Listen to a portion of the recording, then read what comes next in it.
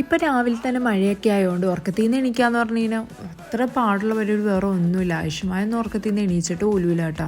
അവൾ ഉറങ്ങണ കണ്ടപ്പോൾ ഞാൻ വിചാരിച്ചു എന്നാൽ കിടന്ന് കുറച്ച് നേരം കൂടെ ഉറങ്ങട്ടേന്ന്. പിന്നെ ഞാൻ പച്ചമരുന്ന് കുടിക്കുന്നുണ്ട്. അപ്പോൾ രാവിലെ തന്നെ അത് വെറും വയറ്റിൽ കുടിച്ച് സെറ്റ് ചെയ്തിട്ട് വേണം ഭക്ഷണമൊക്കെ കഴിക്കാൻ. വീടൊക്കെ മുങ്ങാറായിട്ടുണ്ട് കേട്ടോ. വെള്ളമൊക്കെ പെയ്തെല്ലാം നല്ല രസമുണ്ട്. കനാലും റോഡൊക്കെ ഒരുവിധമായി. അപ്പോൾ ഐഷും ആദ്യമായിട്ടായിട്ട് ഇതൊക്കെ കാണുന്നത് തന്നെ. അപ്പോൾ ഞാൻ അവളെ വെറുതെ അതിൽ കൂടെ ഇറക്കിയിട്ട് അപ്പോൾ അവൾ ഏതാണ്ട് എന്താ പറയുക, ഇങ്ങനെ നിലാവത്ത് അയച്ചിട്ട കോഴീനെ പോലെ ഇങ്ങനെ നടക്കാറ്. അവൾ അതിൽ കൂടെ നടക്കുന്ന സമയത്ത് ഞാൻ വിചാരിച്ചു ചായ കുടിക്കാമെന്ന്. അപ്പോൾ അപ്പവും മീൻ കറി ആയിരുന്നു കേട്ടോ. മീനൊന്നും കൂട്ടാൻ പാടില്ല എന്നാട്ടോ തോന്നുന്നത്. മീൻ കറി കൂട്ടായിരിക്കും, എനിക്കറിയില്ല കേട്ടോ അതിനെ പറ്റിയിട്ട്.